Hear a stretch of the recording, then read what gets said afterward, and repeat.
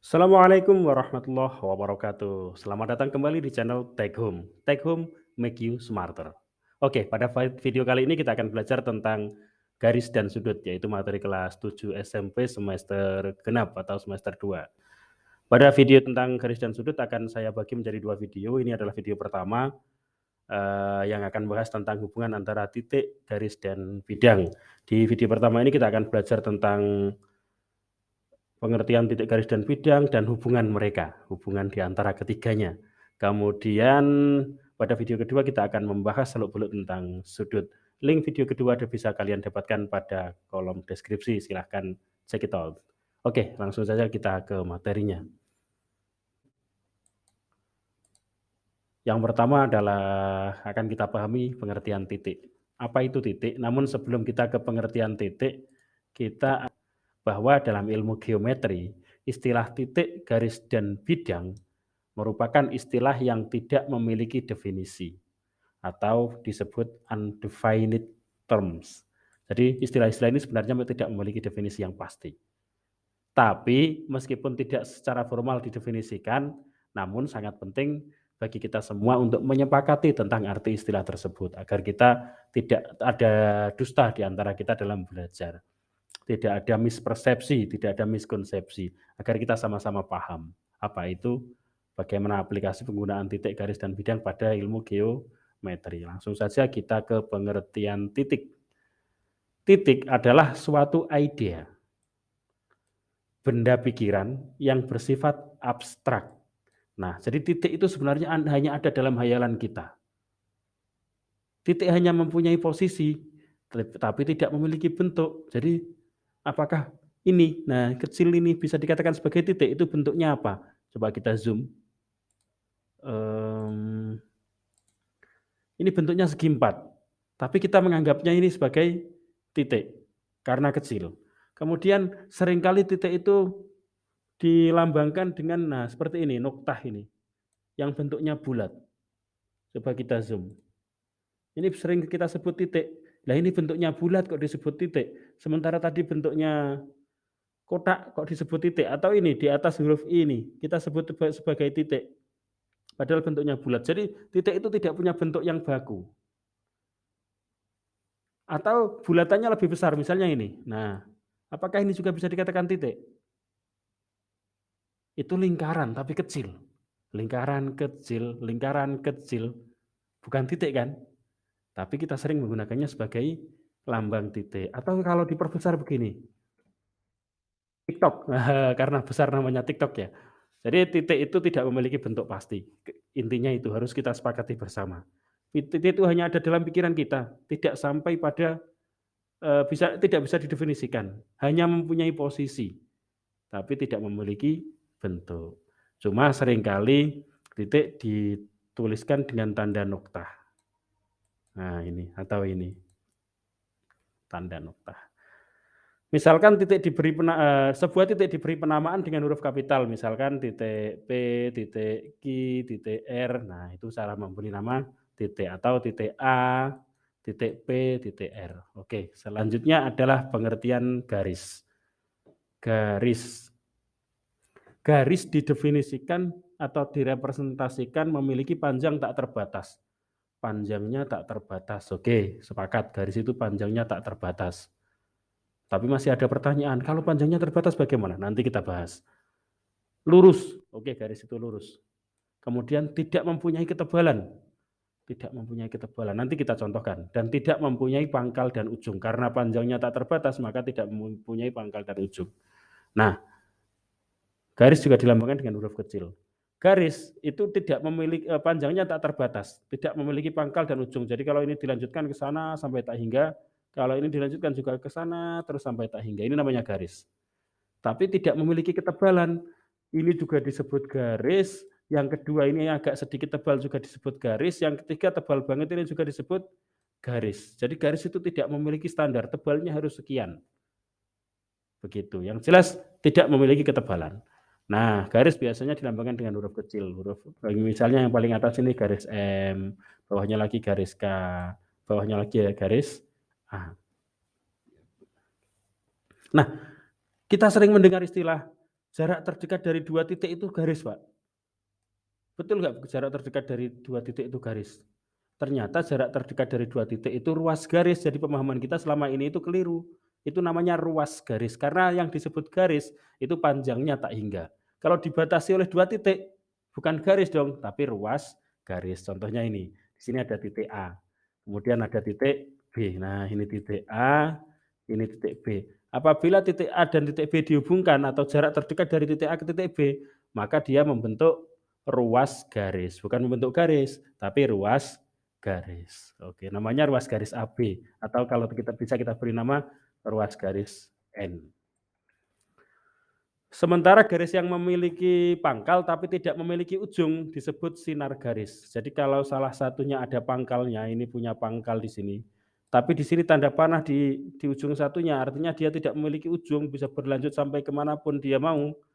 Ini namanya sinar garis. Jadi kita kenal 3 istilah. Yang pertama garis itu sendiri yang tak hingga, kemudian ruas garis yang panjangnya dibatasi oleh 2 titik, kemudian ada sinar garis yang memiliki pangkal dan tidak memiliki ujung. Selanjutnya kita akan belajar tentang bidang. Bidang dapat direpresentasikan sebagai suatu daerah yang memiliki panjang dan lebar tak terbatas, panjang dan lebarnya tak terbatas. Bidang itu 2 dimensi, lebih kompleks dari baris. Jadi begini, nah ini namanya bidang. Tapi bidang itu memiliki panjang tak terbatas, jadi ini bisa lebarnya tak hingga ke sana, ini juga ke arah kanan, ini ke arah bawah tak hingga, ini ke arah kiri tak hingga. Jadi namanya bidang itu tak hingga luasnya. Kemudian, nah kalau misalnya ini bangun datar namanya segitiga, ini adalah bangun datar atau bidang datar yang dibatasi oleh 3 garis yang tertutup. Nah, jadi menjadi segitiga itu karena ada batasnya. Batasnya 3 baris yang membentuk 3 sudut ini. Kemudian misalnya yang kedua, ini lingkaran. Lingkaran adalah bidang datar yang dibatasi oleh titik-titik yang berjarak sama terhadap titik pusat. Nah, jadi misalnya di sini ada titik pusatnya. Ini adalah kumpulan titik-titik yang membatasi bidang datar itu sendiri. Kalau bidang datar itu sendiri sebenarnya tidak terbatas. Menjadi lingkaran karena dibatasi oleh titik-titik yang berjarak sama terhadap titik pusat. Bisa dipahami kan ya bahwa bidang datar itu adalah bidang yang panjang dan lebarnya tak terbatas. Kalau bangun datar itu adalah bidang yang panjang dan lebarnya dibatasi oleh bentuk bangun datar itu sendiri. Nah, bidang juga dilambangkan dengan huruf kecil, misalnya ada bidang M, begitu. Paham kan garis dan bidang? Oke, sekarang kita akan mulai belajar tentang hubungan titik, garis, dan bidang. Yang pertama hubungan titik dengan garis. Ada apa ini antara titik dengan garis? Ayo, jangan-jangan mereka main mata. Oke. Hubungan antara titik dan garis dapat terjadi dalam 2 keadaan. Yang pertama, titik berada pada garis. Titik berada pada garis gambarnya begini. Oh, ini hubungan yang pertama antara titik dengan garis. Jadi mereka bersentuhan. Yang kedua, berada di luar garis atau titik berada di luar garis, gambarnya begini. Jadi garis itu tidak melewati titik tersebut. Cuma itu sih hubungan antara titik dengan garis. Selanjutnya kita akan belajar tentang hubungan titik dengan bidang. Hubungan antara titik dengan bidang juga terjadi dalam 2 keadaan. Yang pertama, titik berada pada bidang, gambarnya ini. Titiknya ada di dalam bidang. Kemudian yang kedua, titik berada di luar bidang. Maaf ini salah tulis, harusnya bidang. Gambarnya ada di sini. Oke, selanjutnya kita akan belajar tentang hubungan titik dan garis dan bidang. Nah, ada hubungan apa antara mereka ini? Coba yang pertama adalah hubungan antara titik dengan garis. Hubungan antara titik dan garis dapat terjadi dalam 2 keadaan. Yang pertama, titik berada pada garis. Nah, ini titik melewati berada pada garis, dan yang kedua, ini titik berada pada garis ya. Dan yang kedua, titik berada di luar garis. Nah, ini titik berada di luar garis. Selanjutnya, hubungan antara titik dengan bidang. Yang pertama, hubungan antara titik dan bidang juga terjadi dalam 2 keadaan. Yang pertama, titik berada pada bidang, dan yang kedua, titik berada di luar bidang. Nah, ini titik A berada pada bidang. Sementara ini titik B berada di luar bidang. Selanjutnya hubungan antara garis dengan bidang. Garis terletak pada bidang yang pertama. Nah ini, garis L ini terletak pada bidang alfa. Kemudian yang kedua garis tidak pada bidang. Jadi kalau yang tadi terletak, ini tidak terletak. Atau garis L ini tidak ada di bidang, terpisah dengan bidang alfa. Selanjutnya garis menembus bidang. Nah kalau ini garis A, garis L ini menembus bidang alfa. Titik tembusnya ada di titik A. Kemudian yang selanjutnya adalah hubungan titik dengan titik. Titik segaris berada di garis yang sama disebut kolinier. Ada titik itu yang segaris. Misalnya ini titik A dan titik B itu berada pada garis L. Maka ini namanya titik segaris atau disebut dengan istilah kolinier. Selanjutnya titik-titik sebidang disebut dengan istilah koplanar. Nah kalau sebidang titik C dan titik D ini sama-sama berada pada bidang beta, dia disebut koplanar atau titik-titik yang sebidang. Ingat-ingat ya. Kemudian kedudukan dua garis. Nah, hubungan antara dua garis sekarang. Yang pertama ada garis yang sejajar. Garis yang sejajar itu pada contoh di atas berjarak konstan yaitu sama-sama 9 cm. Di sini jaraknya 9 cm, di sebelah sini juga jaraknya 9 cm. Jadi kedua garis tersebut, garis E dan F itu kalau ditarik, diperpanjang, yang ini dipanjang ke sini sampai kapanpun, yang ini juga ke sini sampai kapanpun, maka tidak akan pernah berpotongan. Ini namanya garis yang sejajar. Jadi garis sejajar itu apabila mereka tidak berpotongan. Karena itu garis E dan garis F merupakan dua garis yang sejajar. Nah, dua garis yang sejajar dilambangkan dengan lambang begini. Garis miring dua berjajar. Selanjutnya dua garis saling berpotongan. Nah, keempat gambar ini menunjukkan garis yang saling berpotongan. Pada contoh ini, garis A dan garis B ini sebenarnya berpotongan. Karena garis itu kan tadi dijelaskan pada pengertian garis panjangnya tak hingga. Meskipun di sini belum berpotongan, tapi kalau diperpanjang dia akan berpotongan. Demikian juga dengan garis C dan garis D, dia akan berpotongan. Kemudian ini malah dia sudah berpotongan, garis M dan garis N. Ini juga dia sudah berpotongan. Keempat contoh pasangan garis di atas adalah garis berpotongan. Sepasang garis dikatakan berpotongan apabila tidak sejajar atau memiliki titik potong. Notasi dari dua garis yang berpotongan adalah tanda silang. Jadi untuk melambangkan garis yang berpotongan itu ditulis dengan tanda silang. Selanjutnya garis berimpit. Nah, garis berimpit itu bagaimana ini? Garis I dan J terletak pada saling menindih, saling menutupi, bersatu. Ini namanya garis berimpit. Sepasang garis dikatakan saling berimpit apabila saling menutupi antara satu dengan lainnya. Yang keempat adalah garis tegak lurus.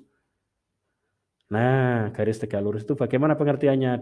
Dua garis dikatakan saling tegak lurus apabila kedua garis tersebut berpotongan dan pada titik potongnya membentuk sudut 90 derajat. Ini tegak, satunya vertikal, satunya horizontal. Namanya tegak lurus, membentuk sudut 90 derajat. Notasi dari dua garis berpotongan tegak lurus adalah ini, lambang begini. Kalau garis berimpit tidak ada notasinya. Selanjutnya latihan soal, ada 2 soal. Silahkan kalian kerjakan sebagai bahan untuk mengukur diri apakah kalian sudah paham materi materi tentang hubungan antara titik, garis, dan bidang atau belum. Silakan dikerjakan, apabila ada kesulitan silahkan tanyakan di kolom komentar. Jawaban insya Allah nanti akan saya upload pada video berikutnya. Oke, terima kasih sudah menonton. Semoga video ini bermanfaat dan bisa membantu kalian dalam memahami materinya. Take home make you smarter. So, don't forget to like, share, and even subscribe jika kalian menantikan video dari saya berikutnya. Terima kasih. Assalamualaikum warahmatullahi wabarakatuh.